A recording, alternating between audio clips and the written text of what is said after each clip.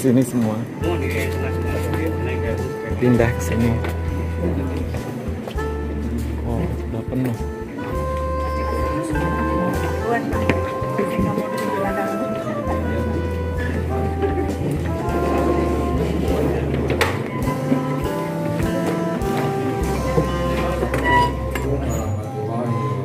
Semangat pagi. Pagi terus kita pokoknya ya. Semangat ya. Oke, baik Bapak dan Ibu, selamat datang di kegiatan bimbingan teknis meningkatkan kompetensi guru mapel untuk jenjang SMP. Bapak dan Ibu dari mapel TKN, betul? Dan TIK, betul ya? Ada matematika? Alhamdulillah, nyasar. Baik, selamat datang di kegiatan BIMTEK hari ini. Insya Allah kita akan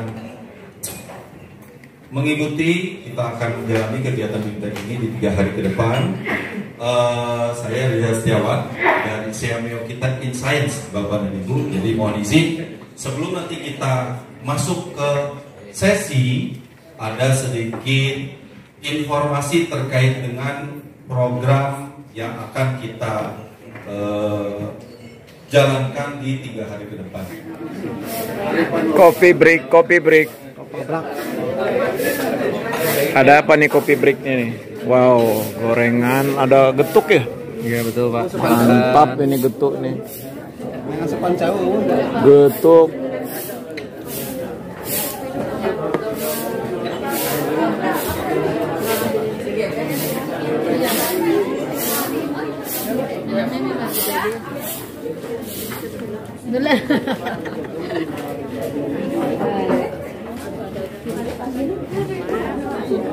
Kopi break. Mana alurnya nih? Alur.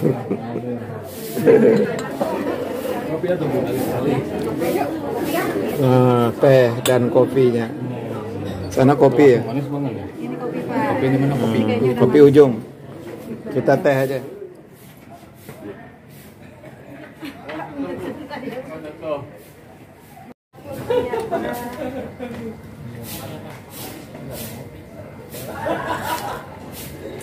Mantap. Kopi itu Pak ya? Teh ya. Teh ketemu dengan getuk lindri. Siapa saja yang sudah masuk?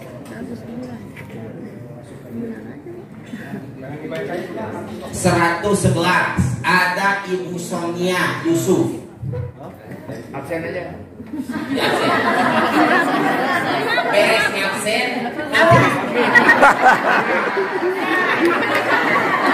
Beres absen maghrib kesan. Setelunan nanamu di kelas teh.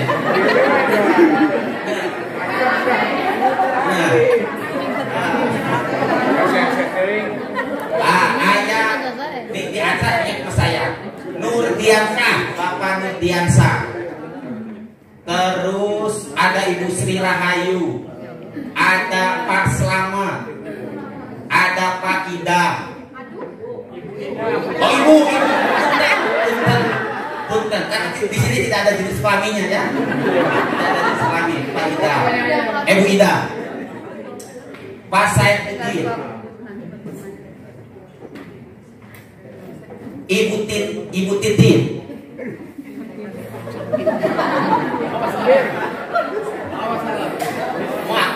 Muat di Soledad. Jika nanti kadang dua di Soledad.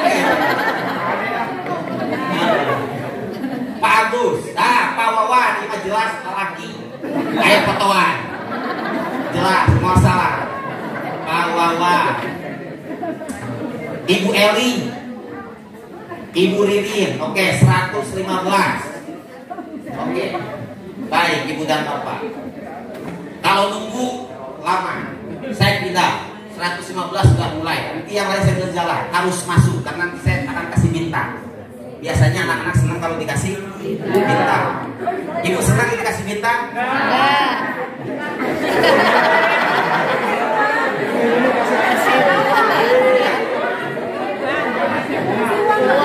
Untuk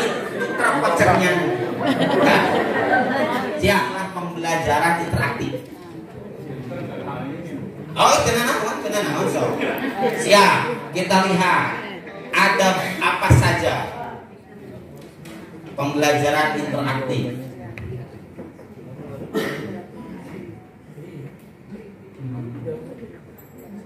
Tulis Pak. Ketika abi maca di poin mah kada sesama maca biasa abi baca. Tapi paling banyak adalah menyenangkan. Jadi pembelajaran interaktif itu menyenangkan. Mudah-mudahan. Tanggung jawab nih dan Bapak. Menyenangkan. Close submission. Nanti saya naik level. Seberapa 117. Salah jawaban tukang A. Salah D. Jawabannya yang benar D. Tuh.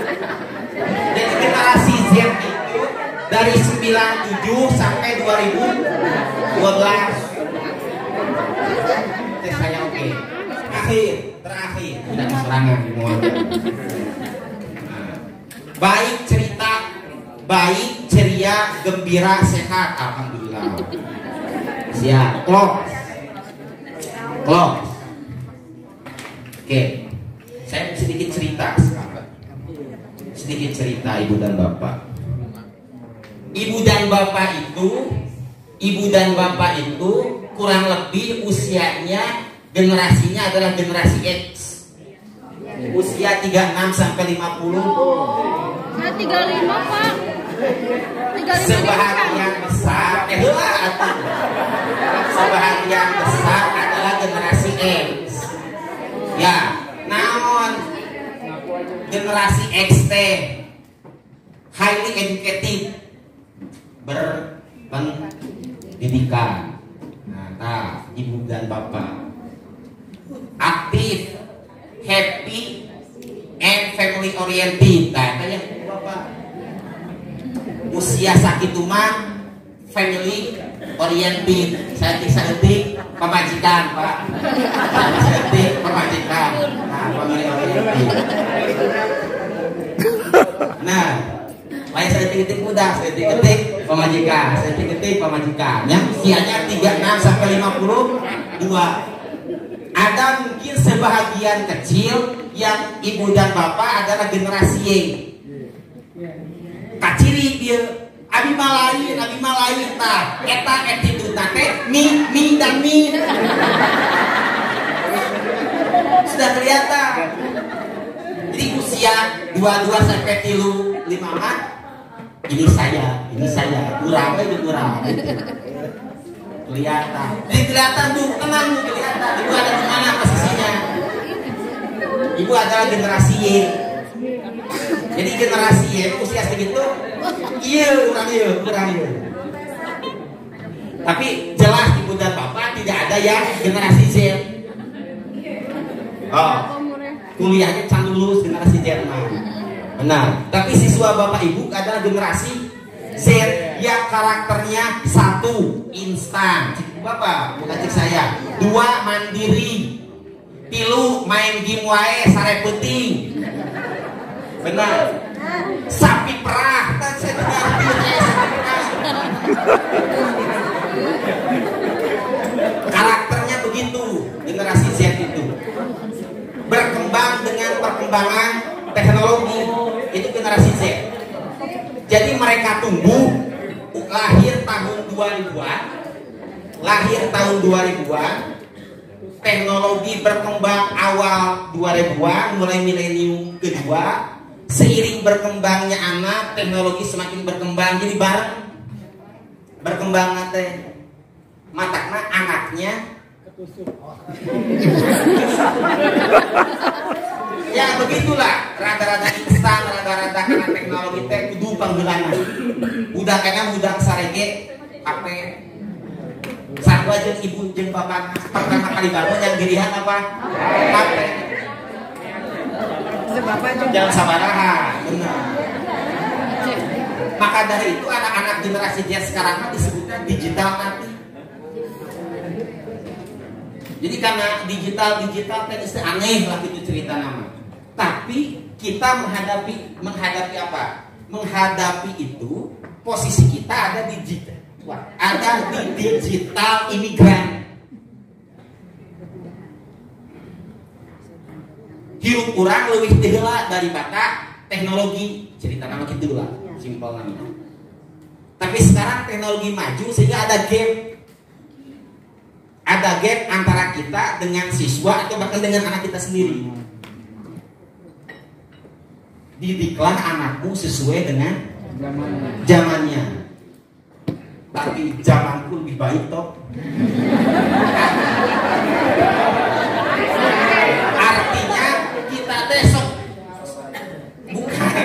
Artinya kita suka memaksakan kepada anak bahwa didikan saya zaman dulu itu bisa diterapkan oleh ke anak. Bisa. Ada yang begitu Pak, meskipun tidak bisa, betul. Ali bin Abi Thalib kan bilangnya begitu, nggak boleh. Nah, digital imigran itu di sini generasi yang tumbuh dewasa tanpa benar-benar menggeluti perangkat canggih yang terus berkembang saat ini. Sangat memerlukan panduan dan belajar mengenai tata cara mengoperasikan perlengkapan digital. Nah, itu digital imigran. Kurang lebih usianya 40-an ke atas. Beli HP anyar, kumaha cara ngoprek HP nanya ka budak. Beli laptop dan lain beli laptop. Di sekolah dikasih laptop. Untuk apa? Untuk input nilai. Nanya ka budak kumaha ieu teh. Usia 40-an ke atas teu nanaon dan memang kitu zamanna. Teu nanaon. Tapi gimana caranya kita bisa ada gap antara digital imigran dengan digital native. Gap itu kita sebagai guru tentunya harus bisa memfasilitasi siswa yang ada di masa sekarang. Tong baca wae juga saya ceramah tong kieu tong kayak ngajar di kelas teh. Teu rame. Tadi ge jangan banyak ceramah. Ayeuna mah ceramah kayak dilanya latihan yang isu khutbah kalau. Agar apa? Agar kita bisa menghasilkan pembelajaran yang bagaimana? Yang interaktif. Karena anak sekarang mah sangat atraktif. Beda jeung zaman baheula. Diuk maneh? So, zaman baheula mah saya kerja di siswa, sidakap bari balam. Iya teh di dia kan. Tangan itu di atas meja jika ibu gitu. Lem, tapi daguana teh kahana. Iya. Zaman ayeuna mah sidang kembali belam jika gitu mau bisa ini. Jadi memang pembelajarannya harus dirancang agar interaktif. Kalau tidak interaktif bosan. Balik udah teh. Bagaimana satu pembelajaran interaktif itu adalah metode pembelajaran yang menekankan interaksi antara guru dan siswa. Apakah perlu menggunakan media pembelajaran yang canggih maksud saya? Nggak perlu. Jadi yang ada di benak itu ketika berbicara pembelajaran interaktif, tong bakal mikirkeun mediana. Tapi metodenya kudu kumaha? Kabayang di Luis Sade ke internet. Bisa di mana saja mereka sadar itu.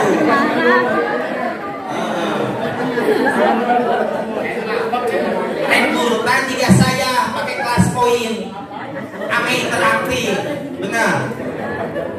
Siswa ngahuleng internet teh, terjadi entah pembelajaran interaktif teh.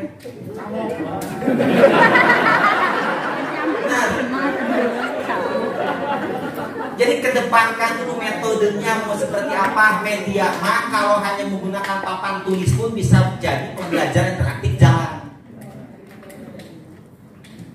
Lamun rada peta saeutik Cisarua, ameureuna bisa kayak bisa. Meureun. Jauhkannya meureun. Kedua, proses pembelajaran menggunakan berbagai media pembelajaran interaktif dalam memberikan pengalaman belajar ke peserta didik. Ini nomor hiji na metode, kedua kakara mikirkeun mediana kumaha. Lamun mikirkeun heula media, metode nomor 2, saya akan menggunakan media PowerPoint yang animasinya bagus. Slide krek. Si ibu teh minahkeun we kumpul kursi tadi teh. Interaktif ulah mana. Pak, saya sudah menggunakan pembelajaran interaktif apa? Menggunakan PowerPoint, menggunakan Canva, menggunakan ini. Tapi siswa Allah, dia memikirkan media heula mah geus digerus tah. Metodenya dulu mau seperti apa? Metode pembelajarannya mau bagaimana? Baru pikirkan, oh saya mau menggunakan media ini, menggunakan media ini. Dong kegayaan. Dong kegayaan. Next. Ya. Nah, baru setelah itu kalau ingin menggunakan media, tentu medianya harus apa? Harus bisa menyampaikan informasi. Untuk ingat tak? Kalau asal menggunakan media tapi informasi terlepi, kacau tak? Dan memberikan pengalaman interaksi. Mudah-mudahan media yang saya gunakan sekarang informasinya nyampe dan juga memberikan pengalaman kepada ibu dan bapak untuk apa? Untuk bisa berinteraksi dengan siapa? Pengguna. Saya menggunakan ini, mudah-mudahan si kelas poin ini bisa berinteraksi juga dengan ibu dan bapak. Mudah-mudahan. Mantap. Manfaatnya apa? Membuat pembelajaran lebih tertarik, membuat pelajar lebih tertarik dengan materi bisa. Jadi kalau interaktifnya harus medianya harus betul-betul dipikirkan sampai di akhir meningkatkan kualitas dari materi yang diajarkan. Itu yang penting. Kalau medianya hanya sekedar ditampilkan saja, baik sama saja pembelajaran dengan tanpa media, capek-capek menggunakan media pembelajaran. Jadi harus apa? Harus bisa meningkatkan kualitas dari materi yang diajarkan. Itu penggunaan media. Saya memang tidak bisa membayangkan materi TIK dan materi PKN. Mohon maaf yang sebesar-besarnya. Saya bukan bidang itu. Tapi saya orang kimia, ibu dan bapak. Saya orang kimia. Contoh, 3 menit lagi. Ini apa? Botol air. Di dalamnya ada air. Yang ibu lihat ini adalah air. Air apa namanya? Warnanya bening. Tidak ada air putih. Susu air putih.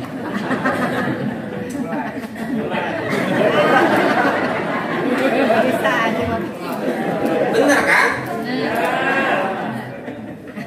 Ah, tadi otak saya tidak benar. Begitu kan jadi hancur nih, wah. Ibu bapak bisa melihat ini adalah air. Tapi sebagai seorang kimiawan, anak saya meminta kepada anak-anak untuk melihat bagaimana struktur air. Tanpa media itu tidak bisa. Melihat ini air sudah begitu. Tapi air itu punya strukturnya, maka materinya harus diajarkan berkualitas. Oh, air itu strukturnya seperti ini, bentuknya seperti ini, ikatannya begini, sudutnya begini. Ibu bisa tahu ini ada sudut air adalah 109,5. Gak bisa. Pakai media itu lebih baik. Tapi lamun PPKN, punten guru PPKN, punten sapunten. Misal menjelaskan tentang gotong royong. Misal, ibu nulis di papan tulis biasa nak pinuh papan tulis eta. Isuk mah pindah ke PowerPoint, tulisan di papan tulis dipindahkeun kana PowerPoint lain interaktif. Kene-kene eta mah. Harus ada sesuatu yang berbeda. Kualitasnya harus apa? Harus ditingkatkan. Merenang ke dina papan tulis mah kita tidak bisa menampilkan bagaimana orang bergotong royong. Pakai PowerPoint bisa melihat, oh beginilah orang bergotong royong begitu. Punten ya guru PPKN bisa lah. Jadi bagaimana media yang ada itu bisa memvisualisasikan sesuatu yang abstrak bagi siswa. Karena mungkin saya tidak tahu di PKN sifat materinya, tidak tahu di TIK sifat materinya saya tidak tahu. Mohon maaf. Kalau di kimia sifat materinya itu salah satunya adalah abstrak. Ibu bernapas menghirup oksigen, udara mah umum. Nah, pertama kelas SD, benar jawab udara. Tapi itu rada level kelas dulu kalur oksigen, itu untungnya. Ya. Ibu dan bapak bernapas menghirup oksigen. Oksigen kita hirup, kita ngelihat oksigen enggak? Tak oksigen tak kata. Nggak bisa, abstrak, sangat mikro, nggak bisa dilihat. Tapi dengan media itu bisa ditampakkan oksigen itu seperti apa. Saya tidak tahu di TIK, saya tidak tahu di PKN sifat materinya seperti apa. Saya tidak tahu. Saya tidak berani mencontohkan. Bisa salah. Jadi media itu harus bisa seperti itu, salah satunya. Ya pasti ibu dan bapak dari sudah pakai Canva. Sudah ada pakai Canva. Nah, bagus. Tapi jangan sampai materi yang ada di buku dibilangin di Canva. Benar. Mendigitalisasi belum berarti interaktif. Jadi mendigitalkan materi siapapun bisa. Mindahkan karena Canva, mindahkan karena PowerPoint, asal tidak digital dalam buku nukar radio. Dan dipindahkan karena PowerPoint, karena laptop, karena tablet jadi digital. Apakah sudah interaktif? Cantang tuh. Saya paling manut kalau dikeprokan. Ya, itu dari saya. Keren banget di Telkom ya. Makan malam, masih jam berapa ya? Masih 5:30 makan malam. Kan gitunya. 5:30 makan malam.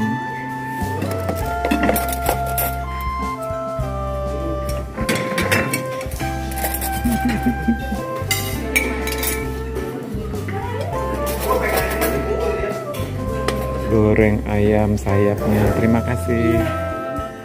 Senang makan sayap. Asam manis. Oke, terima kasih ya. Ada pergedel, ada sop, tuh dagingan. Wow, Mantap. buahnya pepaya. Mantap. Kenapa nggak satu? 5 tahun bareng. Oh, berarti Karena dua sama-sama PNS. Wow, jadi penuh banget.